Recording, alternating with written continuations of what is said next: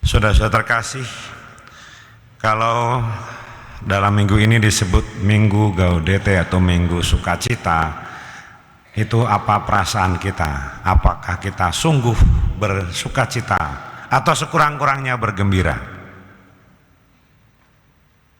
Ada yang mukanya senyum, meneguhkan saya. Ada yang mukanya masih asem, mungkin baru bangun pagi tadi yang kepikir yang lain, bukan untuk ke gereja gitu ya. Saya tidak tahu. Saya 2 hari ini merasa juga sukacita. Kemarin saya dikunjungi teman kecil saya. Saya tidak pernah menduga bahwa waktu kecil itu ternyata saya punya teman yang kemudian menjadi pastor. Ya, kemarin berkunjung karena hari Sabtu kemarin salah satu pemberkatan pernikahan Romo ini yang memberkati. Bayangin, tetangga rumah lama tidak berjumpa, tahu-tahu sama menjadi pastor. Rasanya seperti apa? Itu sukacita. Hari ini saya juga bergembira karena saya lihat di sini Sir Madeline. Beliau itu salah satu pembimbing ketika saya masih frater awal, pendamping. Jadi ketahuan ya umurnya berapa ya Sister ya? Ya berarti saya juga sudah banyak umurnya, pasti Sister lebih banyak. Enggak apa-apa, banyak umur banyak berkatnya. Sukacita artinya kegembiraan yang bukan sekedar senang, bukan sekedar gembira, tapi level up, tinggi. Warna ini juga mempengaruhi ya. Dari tadi saya merasa senang sekali. Dulu ketika di gereja yang di Pasorki yang sebelumnya, kosternya tuh takut memberikan kepada saya kasula warna ini. Saya nggak perlu cerita, nggak tahu, mungkin karena saya terlalu maco mungkin ya. Bapak Ibu saudara terkasih, tetapi saya merasa ada aroma-aroma yang membuat kita juga seperti Yohanes Pembaptis ya. Keraguan itu tidak pernah hilang. Keraguan itu selalu ada. Kalau akhir-akhir menjelang akhir tahun begini, saya biasanya sudah banyak yang ngasih tahu, Romo saya mau pamit. Kenapa? Natal ini saya mau mudik, mau pulang kampung. Saya nggak tahu kalau di sini pulang kampung, kampungnya pasti di Bandung juga ya, atau kotanya bukan kampung. Nah, dalam sebuah perjalanan, dalam sebuah kisah, mungkin juga pengalaman kita, itu terjadi perjalanan pulang kampung, pulang ke rumah atau ke kota lain. Dan dalam keluarga ini setiap kali melihat tempat makan mereka sudah kemalaman mungkin, lalu mencari tempat untuk sebentar istirahat sebenarnya, tetapi juga mau mengisi kampung tengah. Kalau saya menyebutnya kampung tengah, perut itu kampung tengah. Lalu setelah melihat, wah kok sudah sepi atau malah terlalu ramai, terus maju lagi, wah kok tidak ada. Lalu sampai akhirnya, singkat kata kalau saya ceritain semua itu pasti nggak selesai khotbah saya. Lalu mereka sampai akhirnya di rumah sendiri, tidak jadi mencari tempat makan karena sudah lapar. Mereka buka lemari, kulkas, tempat makanan dan sebagainya. Semua makanan dingin pasti ya. Tapi semua tidak sesuai dengan harapan, tidak sesuai dengan ini. Kadang-kadang hal-hal semacam ini kita terjadi juga karena ragu-ragu, nanti sajalah, kita menunggu. Dan itu juga yang ditanyakan oleh murid-murid Yohanes Pembaptis kepada Yesus. Apakah engkau yang kami tunggu atau masih ada orang lain? Ada keraguan di situ, sedikit, enggak apa-apa. Keraguan itu sesuatu yang inherent ada dalam diri kita. Saudara terkasih, di antara keraguan dan kemudian kepastian, kalau kita boleh mengukur diri kita, ukurlah diri kita. Ini sebuah refleksi di akhir ya, lilin ini yang sudah 3, sebentar lagi Natal. Apakah kita masih punya keraguan terhadap Tuhan? Kalaupun ada, berapa persen kalau boleh dihitung? Atau mudah-mudahan lebih banyak ya. Tetapi itulah yang terjadi dalam dinamika kehidupan kita. Ternyata hidup itu tidak sedekar cocok, sesuai dengan harapan, disukai, dan sebagainya.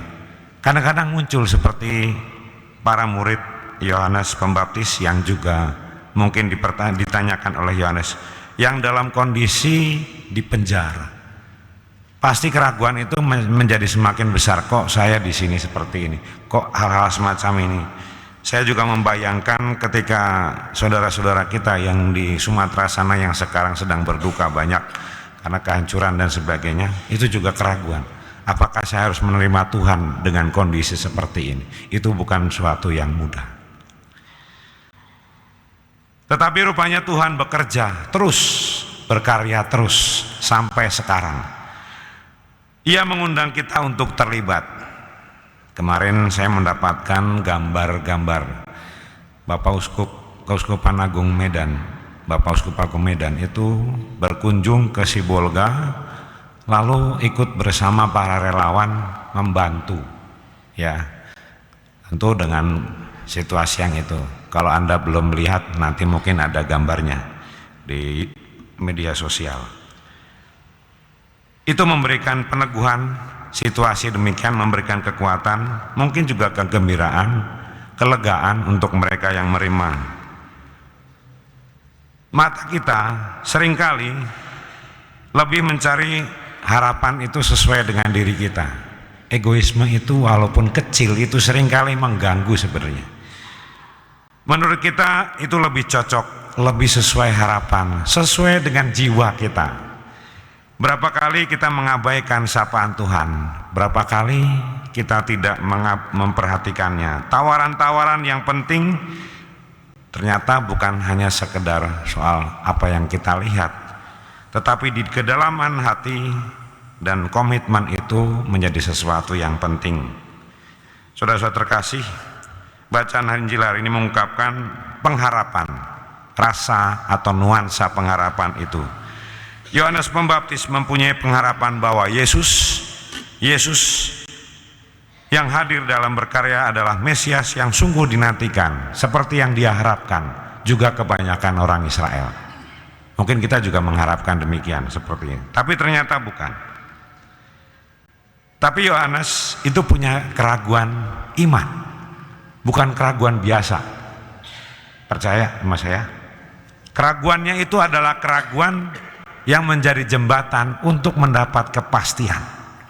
Bukan sekedar ragu-ragu, bukan sekedar nggak percaya, bukan apalagi, tapi keraguan yang mencapai, menjadi jembatan. Engkaukah yang akan datang atau haruskah menanti yang lain? Di tengah kesedihan, kegalauan, ketidakpastian Yohanes yang berada dalam penjara itu, pengharapan kepada Yesus itu tetap kuat. Dia hanya membutuhkan afirmasi. Beberapa kali dalam beberapa kesempatan ruang konsultasi itu menjadi tempat kesaksian kalau boleh disampaikan, tapi sekurang-kurangnya cerita. Sudah menceritakan banyak, sudah menyampaikan banyak hal, lalu kemudian, Pastor, terima kasih, saya sudah didengarkan. Ternyata mendengarkan pun itu sudah cukup. Mendengarkan pun itu sudah sebuah peneguhan.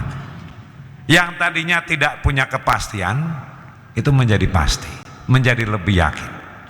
Enggak usah susah-susah. Ternyata mungkin juga ini para psikolog atau ahli kejiwaan juga, kalau yang mendatangi itu rupanya juga terjadi demikian. Kenyataan bahwa Yesus terus bekerja sampai saat ini memberikan kenyataan kepada kita bahwa mujizat-mujizat itu tetap terjadi. Orang buta melihat, orang lumpuh berjalan, orang kusta tahir, karena sekarang semua pengobatannya sudah semakin jelas dan sebagainya. Itulah tanda bahwa Allah terus berkarya, terus meraja dalam kehidupan kita, menjadi bagian kehidupan kita, bukan yang jauh. Melalui karya Tuhan dalam Yesus, Allah hadir di tengah-tengah manusia. Mendengar jawaban yang melegakan tadi, Yohanes Pembaptis dikuatkan, menjadi punya pengharapan.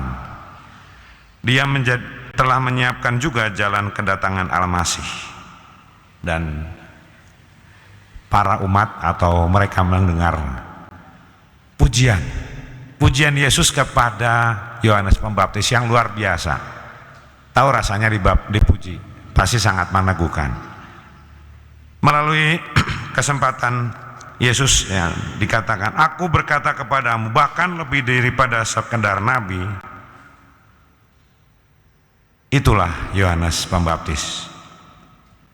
Lihatlah, aku menyuruh utuskanku mendahului engkau, ia akan mempersiapkan jalan di hadapanmu. Yang mempersiapkan jalan Tuhan itu Yohanes Pembaptis. Kita pasti juga banyak yang mempersiapkan jalan. Saya punya teman tadi, saya punya pembimbing Sor Madeline. Kita punya para pembimbing rohani atau teman-teman yang bisa kita ajak. Dan sekarang menjadi panggilan juga kita. Apakah kita siap, bersedia seperti Yohanes Pembaptis yang mendahului Tuhan, mewartakan sukacita itu? Tinggal satu lilin lagi. Kalau itu Anda masih ragu-ragu, artinya mari dipikirkan, carilah pendukung. Tidak apa kalau kita masih ragu. Petrus itu tenggelam karena ragu. Thomas itu perlu bukti untuk kebangkitan Tuhan Yesus. Elia merasa putus asa dan merasa ingin mati karena keraguannya. Hari ini Yohanes Pembaptis pun merasa ragu, tapi keraguan itu sungguh manusiawi. Kondisi mental yang membutuhkan dukungan, mari kita menjadi pemberi dukungan, memberi pengharapan, menguatkan yang terluka, berduka dan sebagainya. Bagi mereka yang ragu, agar kita berikan keyakinan, pengharapan, kepastian bersama Roh Allah yang bekerja terus untuk kehidupan kita. Kita menjadi harapan yang menguatkan bagi saudara-saudara kita. Berkat Allah menyertai kita.